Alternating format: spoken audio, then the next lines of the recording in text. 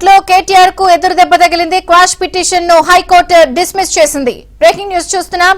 హైకోర్టులో కేటీఆర్ కు షాక్. కేటీఆర్ వేసినటువంటి క్వాష్ పిటిషన్ ను హైకోర్టు కొట్టివేసింది.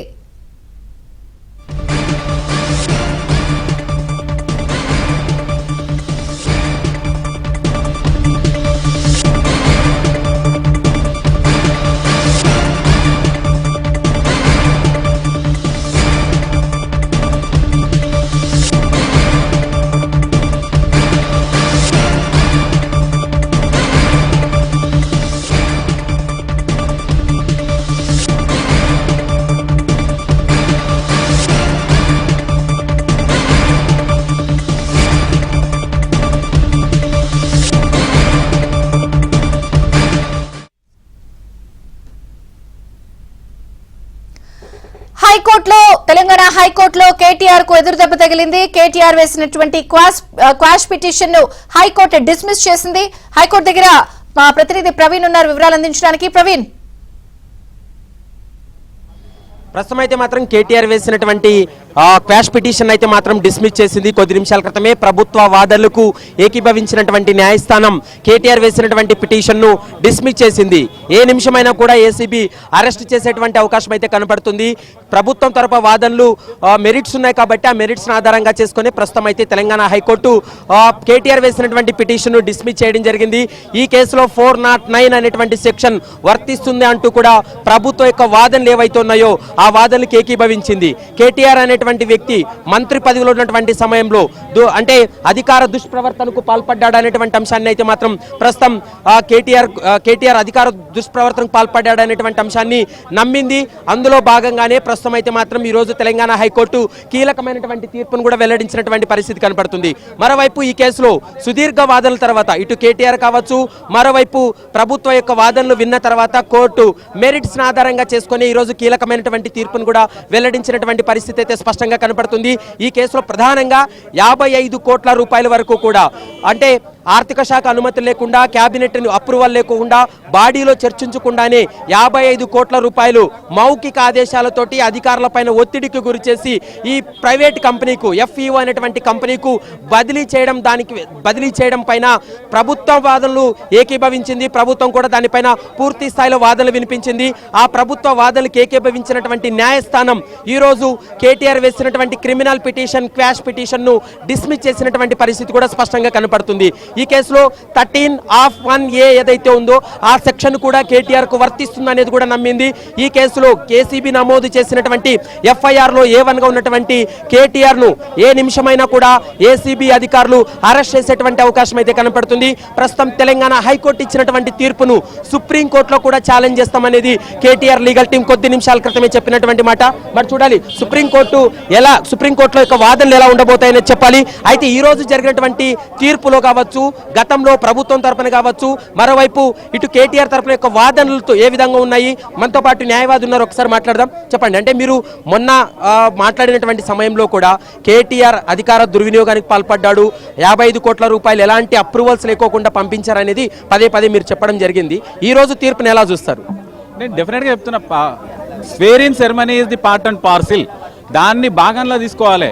Without taking the oath as cabinet minister and do discharge duty without fear and favor అన్నారు. అంటే భయానికి అనుకూలతలకు నేను ఆశ్రిత పక్షపాతానికి పాల్పడను అని చెప్పి క్లియర్గా చెప్పిన తర్వాత why you are disobeying your own oath? మీ చేసిన ప్రమాణానికి మీరు విరుద్ధంగా ప్రవర్తించారు కాబట్టి యాంటీ కరప్షన్ బ్యూరో మీ మీద కేసు రిజిస్టర్ చేయడం జరిగింది. ఎలక్షన్ కమిషన్ ఆఫ్ ఇండియా ఒక అఫిడవిట్లో స్పష్టంగా ఏ పార్టీ ఎవరెవరి నుంచి ఫండ్స్ తీసుకుంది ఎలక్ట్రల్ బాండ్ రూపంలో అని, అందులో 47 కోట్ల రూపాయలు ఈ formula operations company mother concern అయిన గ్రీన్ కో కంపెనీ నుంచి 47 కోట్లు 41 సార్లు తీసుకున్న విషయం స్పష్టంగా లిస్ట్లో ఉంది. అంటే దాన్ని డిశ్చార్జ్ చేసుకోవడానికి, ఆ లయబిలిటీని పోగొట్టుకోవడానికి మళ్ళీ మీరు ఏం చేసారు, 55 కోట్ల రూపాయలు రాష్ట్ర ఖజానా నుంచి పంపించారు. ఇంతకంటే అవినీతి, అన్యాయం, ఆశ్రిత పక్షపాతం ఎక్కడ ఉంటుంది? అంటే ప్రధానంగా రాష్ట్ర ప్రభుత్వం వాదన 409 అనేది కేటీఆర్ కి వర్తిస్తుంది. అంటే వాళ్ళు చెప్తున్నటువంటి వర్షన్లో 409 వర్తించదు, ఆధారాలు లేవని చెప్తున్నారు. రాష్ట్ర ప్రభుత్వం అండర్ ఇన్వెస్టిగేషన్ లో ఉంది కాబట్టి ఈ కేసులో ప్రధాన కీలక సూత్రధారి కేటీఆర్ అనేది ప్రభుత్వం యొక్క వాదనలు విన్న తర్వాత మెరిట్స్ ఆధారంగా చేసుకొని ఈ తీర్పు వెల్లడించింది అనుకోవచ్చా? 409 is designed solely to fix this type of accused.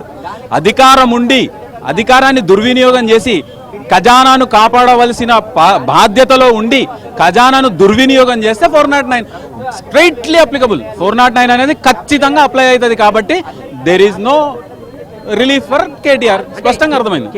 KTR ఇందులో అవినీతికి పాల్పడ్డాడని, ఎక్కడా కూడా ఎకనామికల్ ట్రాన్సాక్షన్స్ లేవు అనేటువంటి అంశాన్ని పదే పదే చెప్పుకొచ్చారు. మరోవైపు ఒక్కొక్క సెక్షన్ పైన దాదాపు గంటల తరబడి వాదనలు వినిపించారు. కానీ ప్రభుత్వం సూటిగా చెప్పింది ఖచ్చితంగా ఇన్వెస్టిగేషన్లో ఈ అంశాలన్నీ బయటపడతాయని. ఇప్పుడు ప్రభుత్వం యొక్క వాదనలకు ఏకీభవించినట్లేనా? అంటే ఏది గ్రౌండ్స్ తీసుకొని ఈరోజు తీర్పు వెల్లడించింది అనేది మీ అబ్జర్వేషన్ ఏంటి? గ్రీన్ కో నుంచి క్లియర్గా వచ్చినాయని ఎలక్షన్ కమిషన్ ఆఫ్ ఇండియా చెప్పింది. 47 కోట్లు.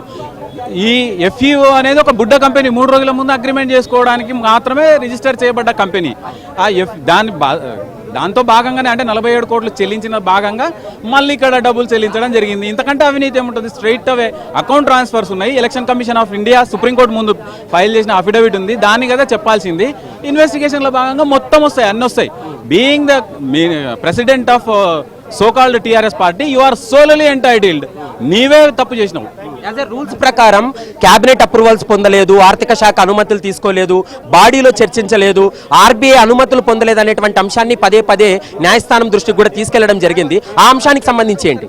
డెఫినెట్గా ఇవన్నీ లూప్ హోల్స్ క్లియర్గా కనిపించినాయి, లాకునాస్ ఉన్నాయి. కాబట్టి స్పష్టంగా హానరబుల్ హైకోర్టు ఏదైతే ఇంటరిమ్ ప్రొటెక్షన్ ఇచ్చిందో తర్వాత తదనుగుణంగా జరిగిన ఆర్గ్యుమెంట్స్లో ఆ లాకునాస్ అన్ని పూర్తి చేయడం జరిగింది.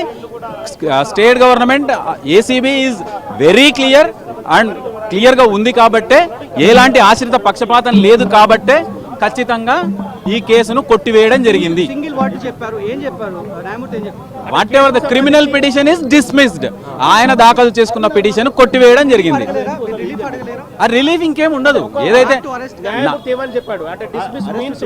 ఆయన దాఖలు ఏసీబీ కేసు దాఖలైన తర్వాత ఆయన దాఖలు చేసుకున్న క్రిమినల్ పిటిషన్, హైకోర్టు ముందు దాఖలు చేసుకున్న క్రిమినల్ పిటిషన్ అనేది కాంప్రిహెన్సివ్ గా డిస్మిస్ చేయబడ్డది.